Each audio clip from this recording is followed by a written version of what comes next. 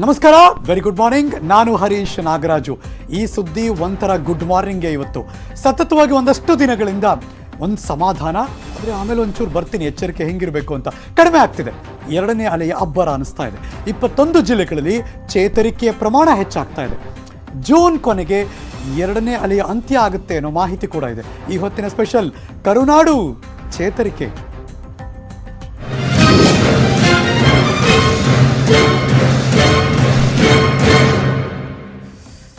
ಈ ಸುದ್ದಿನ ಒಂದು ಸ್ವಲ್ಪ ಜೋಶ್ ತುಂಬಿ ಒಂಥರ ಆಶಾಭಾವನೆಯಿಂದನೇ ನಿಮ್ಮ ಮುಂದೆ ಇಡೋಣ ಅಂತ. ಹೌದು, ಕರೋನಾದಿಂದ ತತ್ತರಿಸೋಗಿತ್ತು ನಮ್ಮ ರಾಜ್ಯ. ಈಗ ಸ್ವಲ್ಪ ರಿಲೀಫ್ ಸಿಕ್ಕಿದೆ. ದಿನೇ ದಿನೇ ಕಡಿಮೆ ಆಗ್ತಾ ಇದೆ ಕರೋನಾ ಸೋಂಕು. ರಾಜ್ಯದಲ್ಲಿ ಸೋಂಕಿಗಿಂತ ಚೇತರಿಕೆಯ ಪ್ರಮಾಣ ಇದೆಯಲ್ಲ, ಅದು ತುಂಬ ದೊಡ್ಡ ಮಟ್ಟಕ್ಕೆ ಇಂಪ್ರೂವ್ ಆಗ್ತಾ ಇದೆ. Breaking news.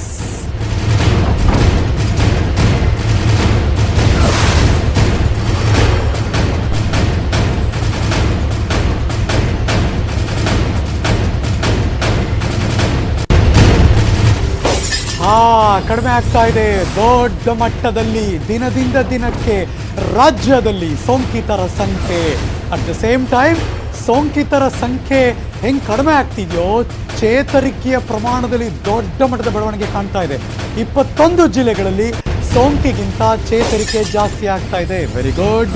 ರಾಜ್ಯದಲ್ಲಿ ನಿನ್ನೆ ಒಟ್ಟು 28,869 ಪ್ರಕರಣಗಳು ಪತ್ತೆಯಾಯಿತು. 52,000 ಡಬಲ್, ಆಲ್ಮೋಸ್ಟ್ 52,257 ಮಂದಿ ನಿನ್ನೆ ಗುಣಮುಖರಾಗಿ ಡಿಸ್ಚಾರ್ಜ್ ಆಗಿದ್ದಾರೆ. ನಿನ್ನೆ ಸಂಜೆ ಇದನ್ನು ನೋಡಿದ ತಕ್ಷಣ ನಾನೇ ಒಂದು ಕ್ಷಣ ಹುಬ್ಬೇರಿಸ್ತೆ, ವಾರೆ ವಾ ಅಂತ. ಸತತವಾಗಿ 3ನೇ ದಿನ ಸೋಂಕಿಗಿಂತ ಚೇತರಿಕೆ ಏರಿಕೆ ಆಗ್ತಾ ಇದೆ. ರಾಜ್ಯದಲ್ಲಿ ಸೋಂಕಿನ ತೀವ್ರತೆಯೂ ಕೂಡ ಕಡಿಮೆ ಆಗ್ತಾ ಇದೆ. ಸೋಂಕು ತಗುಲಿದರೂ ಶೀಘ್ರವೇ ಗುಣಮುಖರಾಗ್ತಾ ಇದ್ದಾರೆ. ಇದು ಒಳ್ಳೆ ಗುಣಲಕ್ಷಣ. ರಾಜ್ಯದಲ್ಲಿ ವರ್ಕೌಟ್ ಆಗ್ತಾ ಇದೆ.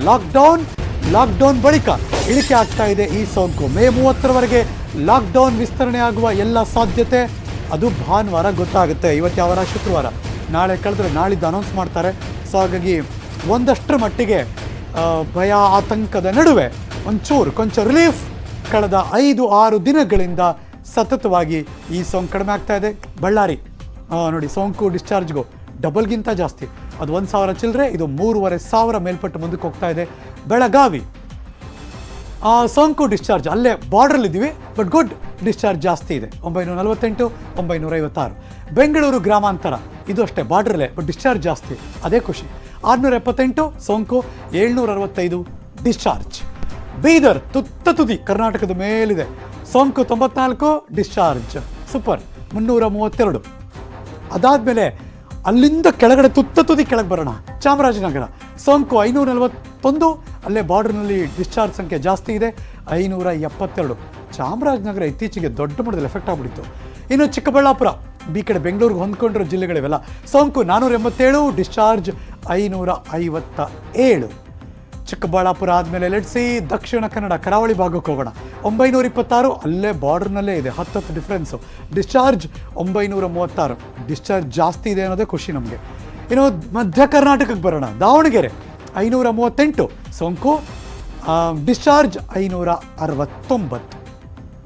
ಹಾಸನ ಸೋಂಕು 273, ಡಿಸ್ಚಾರ್ಜ್ ಬಲೆ 1,570 ಜನ ಹಾಸನ ಭಾಗದ. ಅಲ್ಲಂತೂ ವರ್ಕೌಟ್ ಆಗಿದೆ, ಮೊನ್ನೆಯಿಂದ ಅಲ್ಲೂ ಲಾಕ್ಡೌನ್ ಅಲ್ಲ. ಇನ್ನು ಕಲಬುರಗಿ ಸೋಂಕು 399, ಡಿಸ್ಚಾರ್ಜ್ 858 ಜನ, ಇದು ಕಲಬುರಗಿ ಭಾಗದಿಂದ. ಇನ್ನು ಕೊಡಗು ಕರ್ನಾಟಕದ ಕಾಶ್ಮೀರ, ಸೋಂಕು 439, ಡಿಸ್ಚಾರ್ಜ್ 470. ಕರ್ನಾಡು ದೊಡ್ಡ ಮಟ್ಟಕ್ಕೆ ಚೇತರಿಕೆ ಕಾಣ್ತಾ ಇದೆ.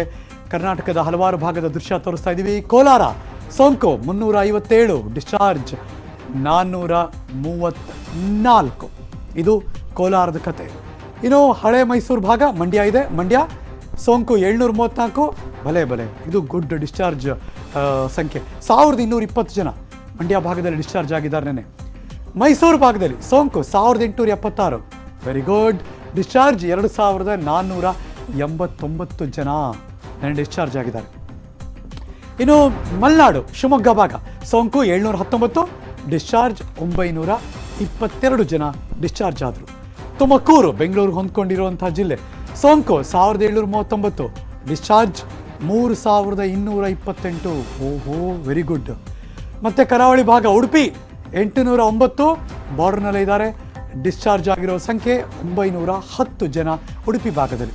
ಅಲ್ಲೇ ಕರಾವಳಿ ಭಾಗದಲ್ಲಿ ಉತ್ತರ ಕನ್ನಡ 582 ಜನ ಸೋಂಕಾಗಿತ್ತು. 1069 ಡಬಲ್ ಆಲ್ಮೋಸ್ಟ್ ಡಿಸ್ಚಾರ್ಜ್ ಆಗಿದ್ದಾರೆ ಉತ್ತರ ಕನ್ನಡ ಭಾಗದಲ್ಲಿ. ವಿಜಯಪುರ ಸೋಂಕು 310 ಆಲ್ಮೋಸ್ಟ್ ಡಬಲ್ ಹತ್ತತ್ರ ಡಿಸ್ಚಾರ್ಜ್ 624. ಯಾದಗಿರಿ ಸೋಂಕು 295. ಈ ಮಹಾರಾಷ್ಟ್ರದಿಂದ ಭಯಂಕರ ಬಂದಿದ್ರು ಜನ ಅಲ್ಲಿ, ಆದರೆ ಸೋಂಕು ಕಂಪೇರ್ ಮಾಡಿದ್ರೆ ತುಂಬ ಜಾಸ್ತಿ ಜನ ಡಿಸ್ಚಾರ್ಜ್ ಆಗಿದ್ದಾರೆ. ಸೊ ಹಾಗಾಗಿ ಅಲ್ಲಿಗೆ ನಮಗೆ ಅರ್ಥ ಮಾಡ್ಕೊಳ್ಬೇಕಾದ ವಿಷಯ ಏನಪ್ಪ ಅಂದರೆ, ನಿನ್ನೆ ಅದ್ಭುತವಾಗಿ ಸೋಂಕಿನ ಸಂಖ್ಯೆಗೂ ಡಿಸ್ಚಾರ್ಜ್ ಆಗ್ತಿರೋ ಸಂಖ್ಯೆಗೂ ದೊಡ್ಡ ಮಟ್ಟದಲ್ಲಿ ಬೆಳವಣಿಗೆ ಕಂಡು ಬರ್ತಾ ಇದೆ. ಡಿಸ್ಚಾರ್ಜ್ ಆಗ್ತಿರುವಂಥ ಸಂಖ್ಯೆ ಅತಿ ಹೆಚ್ಚು ದಾಖಲಾಗಿದೆ.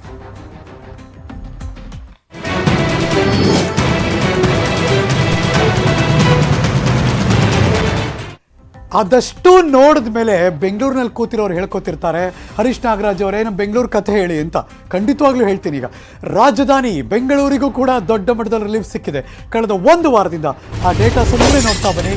ಸೋಂಕಿನ ಪ್ರಮಾಣ ಕುಸಿತ, ಸೋಂಕು ಕಡಿಮೆ ಆಯಿತು, ಚೇತರಿಕೆ ಜಾಸ್ತಿ ಆಯಿತು. Breaking news.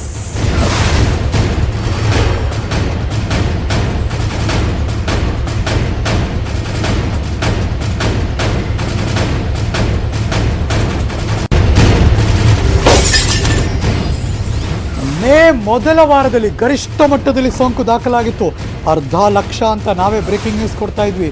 ಏನಪ್ಪ ಇಷ್ಟೊಂದು ಬರ್ತಾ ಇದೆ, ಏನಾಗುತ್ತಪ್ಪ ಅಂತ ಯೋಚನೆ ಮಾಡಿದೆ. ಸ್ಟಿಲ್ ರಿಮೆಂಬರ್ ಮೇ 9, ಮೇ 8 ಅಲ್ಲೆಲ್ಲ ಹತ್ತತ್ರ 1,00,000ನೇ. ಮೇ 7 ಹತ್ತತ್ರ 48,000 ಆಗಿತ್ತು. ಮೇ 6 ಬಂತು ಬಾರ್ಡ್ರಿಗೆ ಅಂತಿದ್ವಿ ನಾವು ಅವಾಗೆಲ್ಲ. ಅಷ್ಟು ದೊಡ್ಡ ಮಟ್ಟಕ್ಕೆ ಬೆಂಗಳೂರು, ಕರ್ನಾಟಕ, ಬೆಂಗಳೂರು ಎಲ್ಲ ಜಾಸ್ತಿ ಆಗ್ತಾ ಇತ್ತು. ಸೊ ಹಾಗಾಗಿ ಫೈನಲಿ ಇದೀಗ ಇಳಿಕೆ ಕಾಣಿಸ್ತಾ ಇದೆ. ಒಂದಷ್ಟು ಅದರ ಡೇಟಾ ನಿಮಗೆ ರಿವೀಲ್ ಮಾಡ್ತಾ ಇದ್ದೀವಿ. ಮೇ 13ರಿಂದ ಮೇ 19 1.5 ಲಕ್ಷ ಸೋಂಕು. ಮೇ 6ರಿಂದ ಮೇ 12ರವರೆಗೆ ಒಟ್ಟು 1,36,000 ಸೋಂಕು. ದಿನೇ ದಿನೇ ಈಗ ಕುಸಿತಾ ಇದೆ ಸೋಂಕು. ಅಂತ ಮನೇಲಿ ಕೂತಾಗ ಸ್ವಲ್ಪ ಕಡಿಮೆ ಆಗ್ತಿದೆ ಅಲ್ವಾ, ನಿಮಗೂ ಅನಿಸಿರುತ್ತೆ. ದಿನೇ ದಿನೇ ಕುಸಿತಾ ಇದೆ ಕರೋನಾ ಸೋಂಕು. ಬೆಂಗಳೂರಿಗರು ಒಂಚೂರು ರಿಲೀಫ್ ಆಗ್ತಿದ್ದಾರೆ, ಆದರೆ ಮೈಮರಿಬೇಡಿ, ಹುಷಾರು, ಹಂಗೆ ದೊಂಟ್ಬಿಡ್ಬೇಡಿ. ಮೇ 17 ಸೋಂಕು 8,500 ಚಿಲ್ಲರೆ, ಡಿಸ್ಚಾರ್ಜ್ 13,500 ದಾಟ್ತು. Very good. ಇದು ಮೇ 17 ಡೇಟಾ ಹೇಳ್ತಾ ಇದೆ. ಮೇ 18 ಇದೇನು ಮಿಸ್ ಹೊಡಿತಾ ಇದೆ, ಸಾರಿ, ಕರೆಕ್ಟ್ ಮಾಡೋಣ ಆಮೇಲೆ. ನಮ್ಮ ಸಹೋದ್ಯೋಗಿಗಳು ಎಂಟ್ರಿ ಮಾಡ್ತಿದ್ದಾರೆ. ಮೇ 19 ಸೋಂಕು 11,500 ಚಿಲ್ಲರೆ, ಡಿಸ್ಚಾರ್ಜ್ 29,000 ಚಿಲ್ಲರೆ. Very good. ಎಂಥ ಇಂಪ್ರೂವ್ಮೆಂಟ್ ಇದು, ವೆರಿ ಗುಡ್. ಮೇ 20 ಬಂತು ನೋಡಿ, ನಿನ್ನೆ 9,000 ಚಿಲ್ಲರೆ ಸೋಂಕು. ಡಿಸ್ಚಾರ್ಜ್ ಆಗಿರೋರು ನೋಡಿ ಎಷ್ಟು ಜಾಸ್ತಿ ಅಂತ, 25,776 ಜನ ನೆನ್ನೆ ಡಿಸ್ಚಾರ್ಜ್ ಆದರು. Very good. ಮನೇಲಿ ಹೋಗಿ ರೆಸ್ಟ್ ತೊಗೊಳ್ಳಿ, ಹುಷಾರು, ಎದ್ಬಿಡ್ಬೇಡಿ ನಾಳೆಯಿಂದ ಓಡಾಡೋಕ್ಕೆ. ಇನ್ನೂ ಸ್ವಲ್ಪ ದಿನ ಮನೇಲೇ ಇರಬೇಕು, ಹಾಗಾಗಿ ಸೇಫ್ ಆಗಿರ್ತೀರ. ಅದೇ ಹೇಳಿದ್ನಲ್ಲ, ಇನ್ನೇನು ಡಿಸ್ಚಾರ್ಜ್ ಆದ್ವಿ, ಇನ್ನೇ ನಮಗೇನು ಪ್ರಾಬ್ಲಮ್ ಆಗಲ್ಲ ಅಂತ. ಸೊ ಹಾಗಾಗಿ ಹುಷಾರು, ಬಿ ಕೇರ್ಫುಲ್, ಇನ್ನೂ ಹೆಚ್ಚು ಅಲರ್ಟ್ ಆಗಿರಬೇಕು. ಹತ್ತತ್ರ ಇನ್ನೊಂದು ತಿಂಗಳು ನಾವೆಲ್ಲರೂ ಅಲರ್ಟ್ ಆಗಿರಬೇಕು.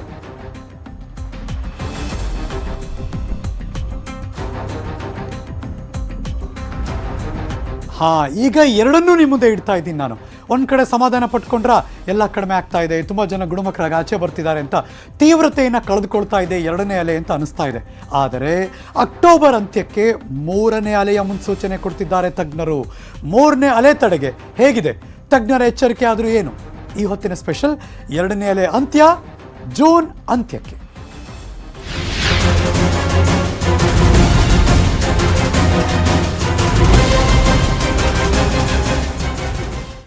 ಕುಸಿತಾ ಇದೆ ಕರೋನಾ 2ನೇ ಅಲೆಯ ಅಬ್ಬರ ನಿಧಾನಗತಿಯಲ್ಲಿ. ಮೇಗ್ ಬರ್ತಾ ಇದ್ದೀವಿ ಎಂಡ್ಗೆ. ಜೂನ್ ಅಂತ್ಯಕ್ಕೆ ಬಹುತೇಕ ಸೋಂಕು ಫುಲ್ ಕಡಿಮೆ ಆಗುತ್ತೆ ಅನ್ನೋದೊಂದು ಮುನ್ಸೂಚನೆ ಸಿಗ್ತಾ ಇದೆ ತಜ್ಞರಿಂದ. ಕೇಂದ್ರ ಸರ್ಕಾರದ ಸಮಿತಿಯ ಸದಸ್ಯರು ಇದ್ರ ಬಗ್ಗೆ ಹೇಳಿಕೆ ಕೊಟ್ಟಿದ್ದಾರೆ. Breaking news.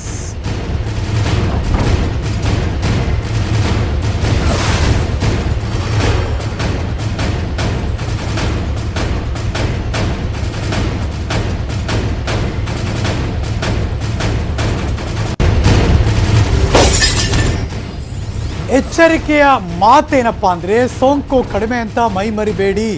ಲಸಿಕೆ ಅಭಿಯಾನಕ್ಕೆ ಮತ್ತಷ್ಟು ವೇಗ ಬೇಕೇ ಬೇಕು. ಎಲ್ಲ ಕಡೆ ಕಂಟಿನ್ಯೂಸ್ ಆಗಿ ಬಲಭಾಗದಲ್ಲಿ ನೋಡ್ತಾ ಇದ್ದೀರಾ. ಇದು ನಿನ್ನೆ ಬೆಂಗಳೂರಿನ KC ಜನರಲ್ ಆಸ್ಪತ್ರೆಯಲ್ಲಿ ಜನ ಹಿಂಗಿದ್ರು ಲಸಿಕೆ ತಗೊಳ್ಳೋಕ್ಕೆ ಸಿಗ್ತಿರ್ಲಿಲ್ಲ ಅವ್ರಿಗೆ. ಸೊ ಲಸಿಕೆ ವ್ಯಾಕ್ಸಿನೇಷನ್ ಕೊಡುವಂಥ ಒಂದು ಆಯಾಮ ಅದು ಏರುಗತಿಯಲ್ಲಿ ಹೋಗಬೇಕು, ಇದು ತುಂಬ ಆಗಬೇಕದು. ಸೊ ಹಾಗಾಗಿ ಇಲ್ಲ ಅಂದರೆ 3ನೇ ಅಲೆಗೆ ತುತ್ತಾಗಬೇಕಾಗುತ್ತೆ. ಹುಷಾರು. ಜನರಲ್ಲಿ ರೋಗ ನಿರೋಧಕ ಶಕ್ತಿ ಹೆಚ್ಚಾಗಬೇಕು. ರೋಗ ನಿರೋಧಕ ಶಕ್ತಿ ಹೆಚ್ಚಾಗೋದಕ್ಕೆ ಲಸಿಕೆ ಬೇಕೇ ಬೇಕು. ಇದನ್ನೇ ಅಮೆರಿಕದವ್ರು ಮಾಡಿರೋದು. ಈಗ ನೋಡಿ, ಅಮೆರಿಕದಲ್ಲಿ ಯಾವುದೇ ಅಮೆರಿಕದ ಸ್ಟೇಟ್ಸ್ ತಗೊಳ್ಳಿ, 50 ಅಮೆರಿಕಾದ ರಾಜ್ಯಗಳಲ್ಲಿ ನೋಡ್ತಾ ಹೋದರೆ ಯಾವ ಮಟ್ಟದಲ್ಲಿ ಕಡಿಮೆ ಆಗ್ತಿದೆ ಅಂದರೆ ಇದಕ್ಕೆ ಕಾರಣ ಬಹಳ ಮುಖ್ಯವಾಗಿ ಅಲ್ಲೂ ಜನ ಓಡಾಡ್ತಾರೆ, ಅಲ್ಲೂ ಜನ ಮಾಸ್ಕ್ ಹಾಕತ್ತಾರೆ, ಇಲ್ಲ ಅಂತಲ್ಲ. ಆದರೆ ಲಸಿಕೆ ಕೊಡುವಂಥ ಒಂದು ಆಯಾಮ ಇದೆಯಲ್ಲ, ಅದು ತುಂಬ ದೊಡ್ಡ ಮಟ್ಟದಲ್ಲಿ. ಸುಮ್ಮನೆ ಜನರಲಾಗಿ ಹಳ್ಳಿ ಕಡೆ ಮಾತಾಡಬೇಕಂದ್ರೆ ಸಿಕ್ತವ್ರಿಗೆಲ್ಲ ಇಂಜೆಕ್ಷನ್ ಹಾಕ್ತಾರಲ್ಲ, ಆ ಥರ ಅದು ಎಲ್ಲರಿಗೂ ಲಸಿಕೆ ಹಾಕೊಂಡು ಬರ್ತಾ ಇದ್ದಾರೆ. ಸೊ ರೋಗ ನಿರೋಧಕ ಶಕ್ತಿ ಹೆಚ್ಚಾಗುತ್ತೆ, ಲಸಿಕೆ ಅಗತ್ಯತೆ ಬೇಕೇ ಬೇಕು. ರೋಗ ನಿರೋಧಕ ಶಕ್ತಿ ಕುಗ್ಗಿದರೆ 3ನೇ ಅಲೆ ಅಬ್ಬರ ಜಾಸ್ತಿ ಆಗುತ್ತೆ. ನಾವು ಗ್ರೇಟೋ ಕೊರೋನಾ ಗ್ರೇಟೋ ನೋಡೇ ಬಿಡೋಣ ಅಂತ ನಾವು ಅನ್ಕೋಬೇಕು, ಆವಾಗಷ್ಟೇ ಸಾಧ್ಯ. ಅಕ್ಟೋಬರ್ 10ಕ್ಕೆ 3ನೇ ಅಲೆ ಸಾಧ್ಯತೆ ಇದೆ, ತಜ್ಞರು ಎಚ್ಚರಿಕೆ ಕೊಡ್ತಿದ್ದಾರೆ. ಅಷ್ಟರಲ್ಲಿ ಜನಸಾಮಾನ್ಯರು ಲಸಿಕೆನ ಹಾಕಿಸ್ಕೋಬೇಕು. ಯಾರು ಹಾಕಿಸ್ಕೊಂಡಿಲ್ಲ ಫಸ್ಟ್ ಡೋಸ್ ಹಾಕಿಸ್ಕೊಳ್ಳಿ, ಯಾರು ಫಸ್ಟ್ ಡೋಸ್ ಹಾಕ್ಸ್ಕೊಂಡಿದ್ದಾರೆ ಅವ್ರು ಸೆಕೆಂಡ್ ಡೋಸ್ ಹಾಕ್ಸ್ಕೊಂಡಿರ್ತೀರ. ಅಷ್ಟೊತ್ತಿಗೆ ಯಾರು ಕೂಡ ನೆಗ್ಲೆಕ್ಟ್ ಮಾಡಬೇಡಿ ಅಷ್ಟೇ. ಏನಾಗುತ್ತೆ ಬುಡ ನೋಡ್ಕೊಳ್ಳೋಣ ಆ ಥರ ಮಾಡಬೇಡಿ ಅಷ್ಟೇ. ಕೇಂದ್ರ ಸಮಿತಿ ಸದಸ್ಯ ಡಾಕ್ಟರ್ ವಿದ್ಯಾಸಾಗರ್ ಈ ಮೂಲಕ ಮನವಿ ಮಾಡಿಕೊಂಡಿದ್ದಾರೆ. ಸೊ ಹಾಗಾಗಿ ಸೋಂಕಿತರ ರೋಗ ನಿರೋಧಕ ಶಕ್ತಿ 8 ತಿಂಗಳಲ್ಲಿ ಕುಸಿತ ಆಗೋಗುತ್ತೆ. ಲಸಿಕೆ ಅಭಿಯಾನಕ್ಕೆ ಮತ್ತಷ್ಟು ವೇಗ ನೀಡಲೇಬೇಕು. ಲಸಿಕೆಯಿಂದ ಜನರ ರೋಗ ನಿರೋಧಕ ಶಕ್ತಿ ಹೆಚ್ಚಾಗಲೇಬೇಕು. ಜನರ ನಿರ್ಲಕ್ಷ್ಯದಿಂದಲೇ 2ನೇ ಅಲೆ ತೀವ್ರತೆ ಪಡ್ಕೊಳ್ತು. ಕನಿಷ್ಠ 55 ಕೋಟಿ ವಯಸ್ಕರಿಗೆ ಲಸಿಕೆ ಆಗಬೇಕು ಅಂತ ಹೇಳ್ತಿದ್ದಾರೆ. ಲೆಟ್ಸ್ ಅದನ್ನು ಫಾಲೋ ಮಾಡೋಣ ಅಷ್ಟೇ. Welcome back. ಇದು ಕೋವಿಡ್ ಸಂಕಷ್ಟದ ಭಯಾನಕ ಕತೆ. ಸೋಂಕಿನಿಂದ ಸತ್ತರೆ ಅಂತ್ಯ ಸಂಸ್ಕಾರ ಮಾಡಲ್ಲ, ಕುಟುಂಬಸ್ಥರೇ ಅಂತಿಮ ಸಂಸ್ಕಾರಕ್ಕೆ ಹಿಂದೇಟಾಗ್ತಿದ್ದಾರೆ. ಸಾವಿರಕ್ಕೂ ಹೆಚ್ಚು ಮೃತದೇಹಗಳು ಅನಾಥವಾಗಿದ್ವು. ಆಗೇನಾಯ್ತು ನೋಡೋಣ. Breaking news.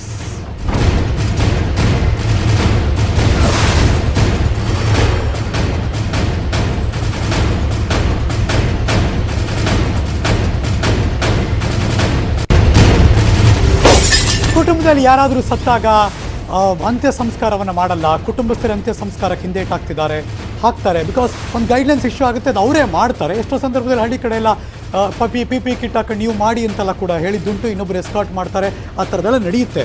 ಬಟ್ ಸ್ಟಿಲ್ ನಾವು ಮಾಡಲ್ಲ ಅಂತ ತುಂಬ ಜನ ಹಿಂದೇಟಾಕಿದ ಪ್ರಕರಣಗಳು ಇದೆ. 1000ಕ್ಕೂ ಹೆಚ್ಚು ಮೃತದೇಹಗಳು ಅನಾಥವಾಗಿದ್ವು. ಕಂದಾಯ ಇಲಾಖೆಯಿಂದ ಈ ಶವಗಳಿಗೆ ಮುಕ್ತಿ ಕೊಟ್ಟಿದ್ದಾರೆ. ಕಂದಾಯ ಇಲಾಖೆಯಿಂದ 1000ಕ್ಕೂ ಹೆಚ್ಚು ಶವಗಳನ್ನು ಅಂತ್ಯಕ್ರಿಯೆ ನೆರವೇರಿಸಿದ್ದಾರೆ. ಹೆಣದ ಹತ್ರ ಹೋದರೆ ಕೋವಿಡ್ ಬರುತ್ತೆ ಅನ್ನೋ ಭಯ. ಆ್ಯಂಬುಲೆನ್ಸ್ಗೆ ಹಣ ಕೊಡಲಾಗದೆ ಬಿಟ್ಟು ಹೋಗಿದ್ದಾರೆ ತುಂಬ ಜನ. ಅನಾಥ ಶವಗಳಿಗೆ ಕಂದಾಯ ಇಲಾಖೆ ಮುಕ್ತಿ ಕೊಟ್ಟಿದೆ. ಅನಾಥ ಶವಗಳ ಅಸ್ಥಿ ಪಡೆಯೋದಕ್ಕೂ ಕೂಡ ಯಾರೂ ಬಂದಿಲ್ಲ. ಆ ಥರದ್ದೆಲ್ಲ ನಡೆದು ಹೋಗಿದೆ. ನೀವೇ ನದಿಯಲ್ಲಿ ಬಿಟ್ಟುಬಿಡಿ, ಮುಕ್ತಿ ಕೊಡಿಸ್ಬಿಡಿ ಅಂತ ಅವ್ರು ಫೋನ್ ಮಾಡಿದ್ದು ಹೇಳಿದ್ದೆಲ್ಲ ನಡೆದೋಗಿದೆ. ಅಸ್ಥಿ ವಿಸರ್ಜನೆಗೂ ಕೂಡ ಈಗ ತಯಾರಿಗಳನ್ನು ಕೂಡ ನಡೆಸ್ತಿದ್ದಾರೆ. ಇವರೇ ತೊಗೊಂಡೋಗಿ ಏನೇನು ಅದಕ್ಕೆ ಫಾರ್ಮಾಲಿಟೀಸ್ ಇದೆ ಅದೆಲ್ಲವೂ ಕೂಡ ಮುಗಿಸ್ತಿದ್ದಾರೆ ಕಂದಾಯ ಇಲಾಖೆಯವರು. ಮತ್ತಷ್ಟು ಮಾಹಿತಿ ನನ್ನ ಸಹೋದ್ಯೋಗಿ political bureau chief Chidananda Patel ನೇರ ಸಂಪರ್ಕದಲ್ಲಿ ಜಾಯಿನ್ ಆಗ್ತಿದ್ದಾರೆ. ವೆರಿ ಗುಡ್ ಮಾರ್ನಿಂಗ್ ಪಟೇಲ್ ರೇ. ಸರ್ಕಾರದ ಗೈಡ್ಲೈನ್ಸ್ ಪ್ರಕಾರ ಸರ್ಕಾರನೇ ಅದರ ಅಂತ್ಯಕ್ರಿಯೆಯನ್ನು ಒಂದಷ್ಟು ಮಾಡ್ತಿದ್ರು ಮೊದಲಿಂದನೂ ಕೂಡ. ಅದಾದಮೇಲೆ ಹಳ್ಳಿಗಳ ಕಡೆ ನೀವೇ ಪಿ ಕಿಟ್ ಹಾಕೊಂಡು ಮಾಡಿ ಅಂತ ಅವ್ರಿಗೂ ಕೂಡ ಕೊಡ್ತಿದ್ರು, ಇನ್ನೊಬ್ರು ಯಾರು ಎಸ್ಕಾರ್ಟ್ ಮಾಡ್ತಿದ್ರು. ಇದು ಅದನ್ನು ಹೊರತುಪಡಿಸಿ ಈ ಎಲ್ಲ ಪ್ರಕರಣಗಳ ಇದು ಅಂದರೆ ನಾವು ಮಾಡಲ್ಲ, ಅಸ್ಥಿನ ವಿಸರ್ಜನೆ ಮಾಡಲ್ಲ ಅಂತ ಹಾಗೆ ಬಿಟ್ಬಿಡ್ತೀರಾ? ಭಯಾನ ಅದು? ಏನು ರೀಸನ್ನು? ಹರೀಶ್ ನಾಗರಾಜ್ ಇದು ಪ್ರಮುಖವಾಗಿ ಅನಾಥ ಹೆಣಗಳಂತಲೇ ಹೇಳ್ಬೋದು. ಅಂದ್ರೆ ನೂರಾರು ಜನರುಗಳಿಗೆ ವಾರಸುದಾರರೇ ಇಲ್ಲ. ಯಾರೋ ಬಂದು ಕೋವಿಡ್ ನಿಂದ ಆಸ್ಪತ್ರೆಗೆ ಅಡ್ಮಿಟ್ ಆಗಿದ್ದಾರೆ, ಸತ್ತೋಗಿದ್ದಾರೆ, ಅವ್ರಿಗೆ ಯಾರು ಹೇಳೋರು ಕೇಳೋರಿಲ್ಲ, ಅನಾಥರಾಗಿದ್ದಾರೆ. ಈ ತರದ ಹೆಣಗಳು. ಮತ್ತೆ ಕೆಲವು ತುಂಬಾ ಬಡತನ, ಅವರಿಗೆ ಅಂತ್ಯ ಸಂಸ್ಕಾರ ಮಾಡ್ಲಿಕ್ಕೆ ಹಣ ಇಲ್ಲ, ಮತ್ತೆ ಆಂಬ್ಯುಲೆನ್ಸ್ ದುಡ್ಡು ಕೊಟ್ಟು ತಗೊಂಡೋಗಿ ಅಂತ್ಯ ಸಂಸ್ಕಾರ ಮಾಡೋಷ್ಟು ಶಕ್ತಿ ಇಲ್ಲ, ಅಂತವ್ರು ಹೆಣವನ್ನ ಬಿಟ್ಟೋಗಿದ್ದಾರೆ. ಇನ್ನ ಕೆಲವರು ತುಂಬಾ ಬಡವರು ಮೂಢನಂಬಿಕೆ ಎದುರಿ ಈ ಹೆಣವನ್ನ ತಗೊಂಡೋಗಿ ಸುಡೋದ್ರಿಂದ ತಗೊಂಡೋಗೋದ್ರಿಂದ ನಮ್ಮ ಇಡೀ ಇಡೀ ಕುಟುಂಬಕ್ಕೂ ಕೋವಿಡ್ ಬರ್ಬೋದೆಂಬ ಕಾರಣಕ್ಕೆ ಕೆಲವರು ಹೆಣಗಳನ್ನು ಅಲ್ಲೇ ಬಿಟ್ಟೋಗಿದ್ದಾರೆ. ಇದರಲ್ಲಿ ಪ್ರಮುಖವಾಗಿ ವಾರಸುದಾರರಿಲ್ಲದೆ ಸತ್ತಂತವರು ಸುಮಾರು 600ಕ್ಕೂ ಹೆಚ್ಚು ಮೃತದೇಹಗಳು. ಅಂದ್ರೆ ಅವರಿಗೆ ಯಾರು ಹಿಂದೆ ಮುಂದೆ ಯಾರಿಲ್ಲ, ಬಂದು ಅಡ್ಮಿಟ್ ಆಗಿದ್ದಾರೆ ಅಷ್ಟೇ. ಅಡ್ಮಿಟ್ ಆದ ಕೂಡಲೇ ಕೋವಿಡ್ ನಿಂದ ಅವರು ಮೃತಪಟ್ಟಿದ್ದಾರೆ. ಮೃತಪಟ್ಟ ನಂತರ ಅವರಿಗೆ ಯಾರು ವಾರಸ್ತಾರಿಲ್ಲ, ಹಿಂದೆ ಮುಂದೆ ಯಾರಿಲ್ಲ ಅಂತ ಹೆಣಗಳು ಬಹಳಷ್ಟು ಇರುವಂತದ್ದು. ಒಟ್ಟಾರೆ ಬೆಂಗಳೂರು ಒಂದರಲ್ಲಿ 1,000 ಅನಾಥ ಹೆಣಗಳಿದಾವೆ. ಆ ಅನಾಥ ಹೆಣಗಳಿಗೆ ಯಾರು ವಾರಸುದಾರಿಲ್ಲ. ಹಾಗಾಗಿ ಅನಿವಾರ್ಯವಾಗಿ ಕಂದಾಯ ಇಲಾಖೆಯೇ ಅಂತಿಮ ಸಂಸ್ಕಾರವನ್ನು ಮಾಡಿದೆ. ಇದೀಗ ಆ ಅಸ್ಥಿಯನ್ನ ಏನ್ ಮಾಡೋದು ಅನ್ನೋದು ಕೂಡ ಈಗ ಪ್ರಶ್ನೆ ಎದುರಾಗಿರುವಂತದ್ದು. ಕಂದಾಯ ಇಲಾಖೆಗೆ ಈಗ ಅಸ್ಥಿಯನ್ನ ತಾವೇ ಅಥವಾ ಸಚಿವರ ಮುಖಾಂತರ ವಿಸರ್ಜನೆ ಮಾಡಿಸಿದ್ರೆ, ಎಲ್ಲೊಂದ್ ಕಡೆ ಕಾಂಗ್ರೆಸ್ ಮತ್ತು ವಿಪಕ್ಷದವರು ಸರ್ಕಾರ ಕೇವಲ ಸುಟ್ಟ ಹೆಣಗಳನ್ನ ಅಸ್ಥಿ ಬಿಡ್ಲಿಕ್ಕೆ ಮಾತ್ರ ತಯಾರಾಗಿದೆ, ಆ ಮುಖಾಂತರ ಬೆಡ್ ವ್ಯವಸ್ಥೆ ಮಾಡಿಲ್ಲ, ವೆಂಟಿಲೇಟರ್ ವ್ಯವಸ್ಥೆ ಮಾಡಿಲ್ಲ ಅಂತ ಹೇಳಿ ಟೀಕೆಗೆ ಗುರಿಯಾಗಬೇಕೆಂಬ ಆತಂಕ. ಹಾಗಾಗಿ ಸರ್ಕಾರ ಏನ್ ಮಾಡಬೇಕೆಂಬ ಚಿಂತನೆಯಲ್ಲಿ ಇರೋದು. ಮತ್ತೊಂದು ಕಡೆ ಬಹಳಷ್ಟು ಜನರು ಈ ಹಣವನ್ನ ಗೊತ್ತಿದ್ದು ಬಿಟ್ಟೋದಂತವರು ಕಂದಾಯ ಇಲಾಖೆಗೆ ಮತ್ತು ಸಚಿವ ಆರ್ ಅಶೋಕ್ ರವರಿಗೆ ನೀವೇ ಅಸ್ಥಿಯನ್ನ ವಿಸರ್ಜಿಸಿ ಆ ಮುಖಾಂತರ ಪುಣ್ಯ ಕಟ್ಕೊಳ್ಳಿ ಅಂತ ಹೇಳಿ ಈಗಾಗಲೇ ಮನವಿಯನ್ನು ಕೂಡ ಮಾಡ್ಕೊಂಡಿದ್ದಾರೆ. ಒಟ್ಟಾರೆ 1,000 ವಾರಸುದಾರಿಲ್ಲದ ಅನಾಥ ಹೆಣಗಳಿದೆ ಅಂತ ಹೇಳಿದ್ರೆ, ಈ ರೀತಿ ಕೋವಿಡ್ ನಿಂದ ಅದೆಷ್ಟು ಸಾವುಗಳಾಗಿರ್ಬೋದು, ಎಲ್ಲೆಲ್ಲಿ ಸತ್ತಿರ್ಬೋದು ಅನ್ನೋದು ಕೂಡ ಇನ್ನೂ ಕೂಡ ಲೆಕ್ಕ ಸಿಕ್ಕಿಲ್ಲ. ಯಾಕಂತ ಹೇಳಿದ್ರೆ ಸರ್ಕಾರಕ್ಕೆ ಅಧಿಕೃತವಾಗಿ ಅನಾಥ ಶವಗಳು ಸಿಕ್ಕಿರೋ ಲೆಕ್ಕ 1,000 ಹೆಣಗಳನ್ನ ಸರ್ಕಾರವೇ ಇದೀಗ ಅಂತ್ಯ ಸಂಸ್ಕಾರ ಮಾಡಿರುವಂತದ್ದು. ಇದೀಗ ಅಸ್ಥಿ ವಿಚಾರಕ್ಕೆ ಸಂಬಂಧಪಟ್ಟಾಗೆ ಗೊಂದಲ ಏರ್ಪಟ್ಟಾಗಿರುವಂತದ್ದು. ಕಂದಾಯ ಇಲಾಖೆಗೆ ಬಹುಶಃ ಅವರ ಕುಟುಂಬಕ್ಕೆ ಕೂಡ, ಕೆಲವರ ಕುಟುಂಬ ಕೂಡ ಗೊತ್ತಿಲ್ಲದಂತೆ ಅಸ್ಥಿ ವಿಸರ್ಜನೆ ಮಾಡೋದಾ ಅಥವಾ ಕಂದಾಯ ಸಚಿವರ ಮುಖಾಂತರ ಅಸ್ಥಿ ವಿಸರ್ಜನೆ ಮಾಡೋ ಎಂಬ ಪ್ರಶ್ನೆ ಒಳಗೊಂಡಿರುವಂತದ್ದು. ಹಾಗಾಗಿ ಈ ಸಂಬಂಧಪಟ್ಟಾಗೆ ಚರ್ಚೆ ಆರಂಭವಾಗಿದೆ. ಒಂದು ವೇಳೆ ಇದು ಟೀಕೆಗೆ ಗುರಿಯಾದ್ರೆ ಕಷ್ಟ, ನಾವ್ಯಾಕೆ ಟೀಕೆಗೆ ಗುರಿಯಾಗಬೇಕೆಂಬುದು ಕೂಡ ಕಂದಾಯ ಇಲಾಖೆಯ ಲೆಕ್ಕಾಚಾರ. ಹಾಗಾಗಿ ವಾರಸುದಾರರಿಲ್ಲದ ಶವಗಳ ಅಸ್ಥಿ ಇದೀಗ ಆಯಾ ಸ್ಥಳದಲ್ಲೇ ಇರುವಂತದ್ದು. ಅಸ್ಥಿಯನ್ನ ಯಾವಾಗ ವಿಸರ್ಜನೆ ಮಾಡ್ತಾರೆ ಅನ್ನೋದು ಸದ್ಯದ ಯಕ್ಷ ಪ್ರಶ್ನೆ ಅಂತಲೇ ಹೇಳ್ಬೋದು. ಆದ್ರೆ ಕೆಲವರು ಕಂದಾಯ ಇಲಾಖೆಯ ಪ್ರಮುಖರನ್ನು ಸಂಪರ್ಕಿಸಿ ನೀವಾದ್ರೂ ಅಸ್ಥಿಯನ್ನು ವಿಸರ್ಜಿಸಿ ಪುಣ್ಯ ಕಟ್ಕೊಳ್ಳಿ, ಮುಕ್ತಿ ಕಟ್ಕೊಳ್ಳಿ, ಆ ಮುಖಾಂತರ ನಮಗೂ ಕೂಡ ಪುಣ್ಯ ಬರುತ್ತೆ ಅನ್ನೋ ಒಂದು ಮನವಿಯನ್ನು ಕೂಡ ಮಾಡ್ತಿದ್ದಾರೆ. ಕಂದಾಯ ಇಲಾಖೆ ಸದ್ಯಕ್ಕೆ ಈ ಬಗ್ಗೆ ಇದೀಗ ಏನ್ ಮಾಡೋದೆಂಬ ಚಿಂತನೆಯಲ್ಲಿದೆ. ಹರೀಶ್ ನಾಗರಾಜ್, ಜನ ನೋಡ್ತಿರೋರ್ಗೆ ಅನಿಸ್ಬಿಡುತ್ತೆ ಪಟೇಲ್ರೆ, ಇದ್ರಲ್ಲೂ ಎಲ್ಲೋ ಒಂದ್ ಕಡೆ ದುಡ್ಡು ಹೊಡಿಯೋದು, ಇದ್ರಲ್ಲೂ ಇನ್ನೊಂದ್ ಕಡೆ ಕರೆಕ್ಟ್ ಸ್ಟ್ರೀಮ್ ಲೈನ್ ಮಾಡಿದೆ, ಅದನ್ನ ಮತ್ತೆ ಇನ್ನೇನೋ ಎಡವಟ್ಟಾಗೋದು, ಆ ಥರ ಆಗಬಾರ್ದು ಅಂತ ಐ ಥಿಂಕ್ ಮುಂಜಾಗ್ರತೆ ಅವೆಲ್ಲ ಕೂಡ ತಗೊಂಡಿದ್ದಾರೆ, ಸ್ಟ್ರೀಮ್ ಲೈನ್ ಮಾಡಿದ್ದಾರೆ ಅಂತ ಭಾವಿಸ್ತೀನಿ ನಾನು.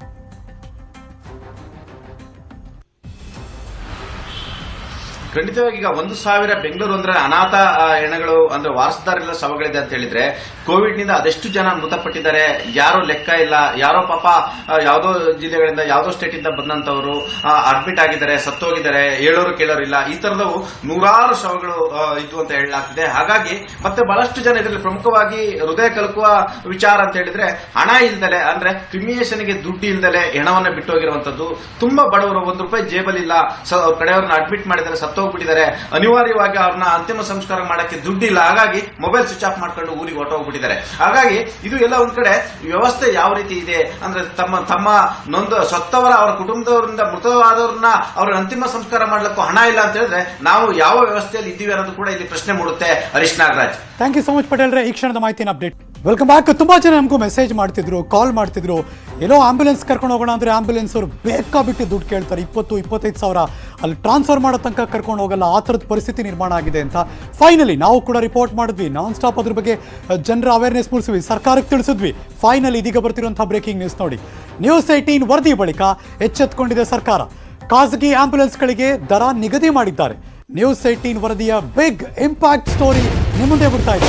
10 ಕಿಲೋಮೀಟರ್ ದೂರಕ್ಕೆ ₹1,500 ನಿಗದಿಯಾಗಿದೆ. Breaking news.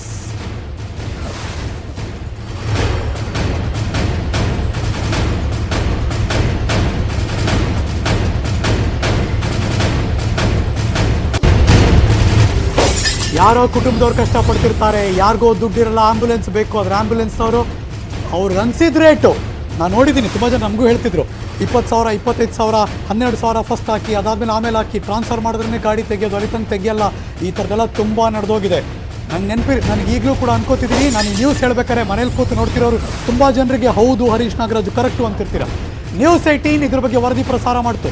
ಸರ್ಕಾರ ಎಚ್ಚೆತ್ತುಕೊಂಡಿದೆ, ಆಂಬ್ಯುಲೆನ್ಸ್ಗಳಿಗೆ ದರ ನಿಗದಿ ಮಾಡಿದ್ದಾರೆ. News18ನ ಬಿಗ್ ಇಂಪ್ಯಾಕ್ಟ್. 10 ಕಿಲೋಮೀಟರ್ ದೂರ ಇದ್ದರೆ ₹1,500 ನಿಗದಿ ಮಾಡಿದ್ದಾರೆ. 10 ಕಿಲೋಮೀಟರ್ಗಿಂತ ಜಾಸ್ತಿ ಇದ್ದರೆ ಆಗ ಪ್ರತಿ ಕಿಲೋಮೀಟರ್ಗೆ ₹120 ಹೆಚ್ಚು, ಕಿಲೋಮೀಟರ್ಗೆ ₹120 ಹೆಚ್ಚು ತಗೋತಾರೆ. ವೇಟಿಂಗ್ ಚಾರ್ಜ್ 1 ಗಂಟೆ ವೆಯ್ಟ್ ಮಾಡಿದ್ರೆ ₹200 ಕೊಡಬೇಕು. ಆಕ್ಸಿಜನ್ ಸೌಲಭ್ಯ ಇದ್ದರೆ ₹2,000 ನಿಗದಿ ಮಾಡಿದ್ದಾರೆ. 10 ಕಿಲೋಮೀಟರ್ಗೆ ₹2,000, ಅದಾದ್ಮೇಲೆ ಪ್ರತಿ ಕಿಲೋಮೀಟರ್ಗೆ 120 ರೂಪಾಯಿ ವೇಟಿಂಗ್ ಚಾರ್ಜ್. ಆಕ್ಸಿಜನ್ ಇರುವಂಥ ಆಂಬ್ಯುಲೆನ್ಸ್ ಇದ್ರೆ 220 ರೂಪಾಯಿ ಕೊಡಬೇಕು. ನಿಮ್ಮೆಲ್ಲರ ಗಮನಕ್ಕೆ ಬ್ರೇಕಿಂಗ್ ನ್ಯೂಸ್.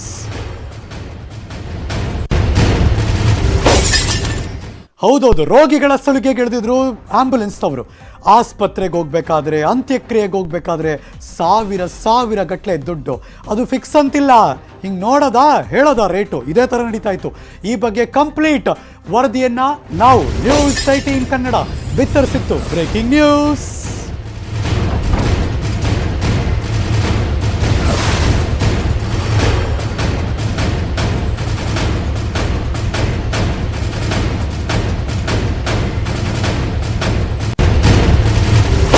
ಆಸ್ಪತ್ರೆ ದೂರನಾದರೂ ಇರಲಿ, ಹತ್ರನಾದ್ರೂ ಇರಲಿ, ಯಾವುದು ಸಂಬಂಧ ಇಲ್ಲ. ಒಂದು ಬಾಡಿನ ಅಥವಾ ಒಂದು ದೇಹನ ಅಥವಾ ಒಬ್ಬ ಪೇಷಂಟಾ ಗೊತ್ತಿಲ್ಲ, ಕರ್ಕೊಂಡು ಹೋಗ್ಬೇಕಾ, ಇಷ್ಟು ದುಡ್ಡು ಕೊಡಿ. 5-6 ಸಾವಿರ ನನ್ನ ಕೊಲೀಗ್ಸ್ ಹಾಕಿದ್ದಾರೆ. ನಾನು ಇನ್ನೂ ನೋಡಿದ್ದೀನಿ ಜಾಸ್ತಿ, 12,000, 14,000, 16,000 ತನಕ ನೋಡಿದ್ದೀನಿ, 20,000 ತನಕ ನೋಡಿದ್ದೀನಿ ನಾನು. ಅವರೆಲ್ಲ ಗೂಗಲ್ ಪೇ ಮಾಡಿ ನಮಗೆಲ್ಲ ವಾಟ್ಸಪ್ಪೆಲ್ಲ ಕಳಿಸ್ಕೊಟ್ಟಿದ್ರು. ಸಾರ್ ಹಿಂಗೆ ನಡೀತಿದೆ, ದಯವಿಟ್ಟು ಇದ್ರಿಗೆ ಗಮನ ಹರಿಸಿ ಸರ್, ಸರ್ಕಾರಕ್ಕೆ ಹೇಳಿ ಸರ್ ಅಂತ. ಹಾಗಾಗಿ ನಾವು ಆ ರಿಪೋರ್ಟನ್ನು ಪ್ರಸಾರ ಮಾಡಿದ್ವಿ. ಈ ಥರ ಆಗಿದೆ ಅಂತ ಜನಗಳ ಹತ್ರ ಮಾತಾಡಿಸಿದ್ವಿ. ಅಂತ್ಯ ಸಂಸ್ಕಾರಕ್ಕೆ ಹೋಗೋದಕ್ಕೆ ಸಾವಿರ ಗಟ್ಟಲೆ ಹಣ ಕೇಳ್ತಿದ್ರು. ವೇಟಿಂಗ್ ಚಾರ್ಜಾ 1,000 ರೂಪಾಯಿ ಕೊಡಿ, 1,500 ರೂಪಾಯಿ ಕೊಡಿ. ಆ ಕ್ಷಣಕ್ಕೆ ಅವ್ರ ಮೂಡಿಗೆ ಹೆಂಗೆ ಅನ್ಸುತ್ತೋ ಹಂಗೆ ಆ ರೇಟು ಅದೇ ನಡೀತಿತ್ತು. ಆಂಬ್ಯುಲೆನ್ಸ್ಗಳ ಕರಾಳ ದಂಧೆಯನ್ನು ಬಿಚ್ಚಿಟ್ಟಿದ್ವಿ ನ್ಯೂಸ್ 18 ಕನ್ನಡದಲ್ಲಿ. ಇದರ ಬೆನ್ನಲ್ಲೇ ಆಂಬ್ಯುಲೆನ್ಸ್ ರೇಟ್ ಫಿಕ್ಸ್ ಮಾಡಿದೆ ಸರ್ಕಾರ. ನ್ಯೂಸ್ 18 ಕನ್ನಡದ ಬಿಗ್ ಇಂಪ್ಯಾಕ್ಟ್ ನೋಡಿ ತೋರಿಸ್ತಾ ಇದ್ದೀವಿ. ಅವಾಗೆಲ್ಲ ಕಂಟಿನ್ಯೂಸ್ ಆಗಿ ನಾನ್ ಸ್ಟಾಪ್ ಇದ್ರ ಬಗ್ಗೆ ರಿಪೋರ್ಟ್ ಮಾಡಿದ್ವಿ, ವರದಿ ಪ್ರಸಾರ ಮಾಡಿದ್ವಿ. ನಾವೇ ಫೋನ್ ಮಾಡೆಲ್ಲ ಕೇಳಿದ್ವಿ, ನೋಡೋಣ ಹೆಂಗಿದೆ ಅಂತ. ಬೇರೆಯವ್ರ ಎಕ್ಸ್ಪೀರಿಯನ್ಸ್ ಆಗಿತ್ತಲ್ಲ, ಅದೆಲ್ಲ ನಮ್ಮ ಜೊತೆ ಶೇರ್ ಮಾಡಿದ್ರು. ವಿಲ್ಸನ್ ಗಾರ್ಡನಿಂದ ರಾಜಾಜಿನಗರ ESI ಆಸ್ಪತ್ರೆ. ಅಂದ್ರೆ ಎಷ್ಟು ಕೇಳ್ಬೋದಪ್ಪ ನೋಡಿ, ಬಂತು ಎಡಭಾಗದಲ್ಲಿ ನನ್ನ ಸಹೋದ್ಯೋಗಿಗಳು ತೋರಿಸ್ತಾ ಇದ್ದಾರೆ. 4,000, 6,000 ರೂಪಾಯಿ ಆಗುತ್ತೆ ಸರ್. ಎಷ್ಟು 6 ಕಿಲೋಮೀಟ್ರು, 4 ಕಿಲೋಮೀಟ್ರು, ಈ ಥರ ಇಲ್ಲ 3 ಕಿಲೋಮೀಟ್ರು, ಈ ಥರದ್ದೆಲ್ಲ ಸಂದರ್ಭದಲ್ಲಿ ಅಂದರೆ ಇಂಗ್ಲೀಷ್ ಹೇಳ್ತೀವಲ್ಲ ಅಂಡ್ಯೂ ಅಡ್ವಾಂಟೇಜ್. ಯಾರಿಗೋ ತುಂಬ ಅವಶ್ಯಕತೆ ಬೇಕೋ ಅದನ್ನು ಹೇಗೆಲ್ಲ ಬಳಸ್ಕೊಳ್ತಾರೆ ಅನ್ನೋದಕ್ಕೆ ಒಂದಷ್ಟು ಉದಾಹರಣೆಗಳು. ನಾಗರಬಾವಿ ಪಾಪರೆಡ್ಡಿ ಪಾಳ್ಯದಿಂದ ರಾಜಾಜಿನಗರ ESI ಆಸ್ಪತ್ರೆಗೆ ವಿತ್ ಆಕ್ಸಿಜನ್, ವಿತೌಟ್ ಆಕ್ಸಿಜನ್ ಹೆಂಗೆ ಸರ್ ಅಂದರೆ ಅವರ ಮೇಲೆ ರೇಟ್ ಹೇಳ್ತಾರೆ. 10,000 ರೂಪಾಯಿ ಕೊಡಿ, 6,000 ರೂಪಾಯಿ ಕೊಡಿ, 9,000 ರೂಪಾಯಿ ಕೊಡಿ, ಈ ಥರದ್ದೆಲ್ಲ ಹೆಂಗೆ ಬೇಕಾರೆ ನನಗೆ. ಸರ್ ಏನು ಸರ್ ಇಷ್ಟು ಕೇಳ್ತೀರಾ ಅಂದರೆ, ಇಲ್ಲ ಅಷ್ಟೇ ರೀ ಆಗೋದು, ನೀವು ಅಂದರೆ ಗಾಡಿ ತೆಗಿತೀವಿ, ಇಲ್ಲ ಅಂದ್ರೆ ಇಲ್ಲ. ಆಯಿತು ಸರ್ ಕೊಡ್ತೀವಿ ಬನ್ನಿ ಸರ್ ಅಂತಂದರೆ, ಇಲ್ಲ ಇದು ಗೂಗಲ್ ಅಕೌಂಟು, ನೀವು ಗೂಗಲ್ ಪೇ ಮಾಡಿ, ನನ್ನ ಹತ್ರ ಬಂತಲ್ಲ, ಬರುತ್ತಲ್ಲ ನಿಮಗೆ ಕ್ರೆಡಿಟ್ ಆಯಿತು ಅಂತ ಒಂದು ಮೆಸೇಜ್ ಬರುತ್ತಲ್ಲ, ಆ ಗಾಡಿ ತೆಗಿತೀವಿ, ಅಲ್ಲಿ ತನಕ ತೆಗಿಯಲ್ಲ. ಇದು ಅವ್ರ ಮಾತು. ಹಾಂ, ತುಂಬ ಜನ ಒಳ್ಳೆ ಕೆಲಸ ಮಾಡ್ತಿದ್ದಾರೆ, ಇಲ್ಲ ಅಂತಲ್ಲ. ಆ್ಯಂಬುಲೆನ್ಸ್ ಫ್ರೀಯಾಗಿ ಕರ್ಕೊಂಡು ಹೋಗ್ತಾರೆ, ಆಟೋದಲ್ಲಿ ಫ್ರೀಯಾಗಿ ಕರ್ಕೊಂಡು ಹೋಗ್ತಾರೆ. ಆದರೆ ತುಂಬ ಜಾಸ್ತಿ ಜನ ಈ ಥರದ್ದೆಲ್ಲ ದಂಧೆ ಮಾಡಿದರು. ಸೊ ಹಾಗಾಗಿ ನ್ಯೂಸ್ 18 ಕನ್ನಡದಲ್ಲಿ ವರದಿ ಪ್ರಸಾರ ಮಾಡಿದ್ವಿ, ನಾವೇ ರಿಯಾಲಿಟಿ ಚೆಕ್ ಮಾಡಿದ್ವಿ, ಅದನ್ನು ಸರ್ಕಾರಕ್ಕೆ ತಿಳಿಸಿದ್ವಿ. ಫೈನಲಿ ನ್ಯೂಸ್ 18 ಕನ್ನಡದ biggest impact, ambulance rate fix ಆಯಿತು. ಆಂಬ್ಯುಲೆನ್ಸ್ ಇಶ್ಯೂನ ನಾವು ಚರ್ಚೆ ಮಾಡಿದ್ದೀವಿ. ನಾವು ಮೊನ್ನೆ ನನ್ನ ಗಮನಕ್ಕೆ ತಂದ್ರಿ 16,000, 17,000ವರೆಗೆ ಕಲೆಕ್ಟ್ ಮಾಡ್ತಾ ಇದ್ದಾರೆ ಶ್ರೀದೇವಿ ಕಾಲೇಜಿಂದ ಕೋರಕೋರ್ಗೆ ಅಂತ. ತಿಪ್ಟೂರಿನಲ್ಲೂ ಒಂದು ಕಂಪ್ಲೇಂಟ್ ಬಂತು. ನಾವೀಗ ನಾನು DC ನಾವೆಲ್ಲ ಒಂದು ಸಭೆ ಮಾಡಿ RTO ಕರೆದು ಅವ್ರಿಗೆ ಸೂಚನೆ ಕೊಟ್ಟಿದ್ದೀವಿ. ಇನ್ಮೇಲೆ ನಿಗದಿ ಮಾಡಬೇಕು ಕಿಲೋಮೀಟ್ರ್ ವಾರು ಅಥವಾ ಎಷ್ಟು ದೂರ ಹೋಗಿ ಬರ್ತಾರೆ, ಯಾರ್ಯಾರು ಆ್ಯಂಬುಲೆನ್ಸ್ಗೆ ಎಷ್ಟು ಕೊಡಬೇಕು ಅಂತೇಳಿ. ಜೊತೆಗೆ ನಮ್ಮ ಡಿಸ್ಟ್ರಿಕ್ಟ್ ಸರ್ಜನ್ ಅವ್ರಿಗೂ ನಾವು ಸೂಚನೆ ಕೊಟ್ಟಿದ್ದೀವಿ, 2-3 ಸರ್ಕಾರದ ವತಿಯಿಂದ ಆಂಬುಲೆನ್ಸನ್ನು ಬೇಕಾದ್ರೆ ಹೈರ್ ಮಾಡಿಕೊಂಡು ಯಾರು ಕಾಲ್ ಮಾಡಿದ್ರೆ ಕಳಿಸಿ, ಅಥವಾ ಪ್ಯಾನಲ್ ಮಾಡಿಕೊಂಡು ಆಂಬುಲೆನ್ಸ್ ಓನರ್ಸ್ ಯಾರು ಇದ್ದರೆ, ಅಥವಾ ಈ ಡೆಡ್ ಬಾಡೀಸ್ ತೊಗೊಂಡೋಗೋರು ಯಾರಾದರೂ ಇದ್ದರೆ ಅಂಥವ್ರನ್ನೊಂದು ಪಟ್ಟಿ ಮಾಡಿ ಅವ್ರ ಫೋನ್ ನಂಬರ್ ಇಟ್ಕೊಂಡು ಯಾರಾದರೂ ಕೇಳಿದಾಗ ಅವ್ರಿಗೆ ರೆಫರ್ ಮಾಡಿ ನೀವೇ ಹಣ ನಿಗದಿ ಮಾಡಿ ಇನ್ನು ಮುಂದೆ ಆಂಬ್ಯುಲೆನ್ಸಲ್ಲಿ ಡೆಡ್ ಬಾಡಿನ ಕಳಿಸ್ಬೇಕು ಅಂತ.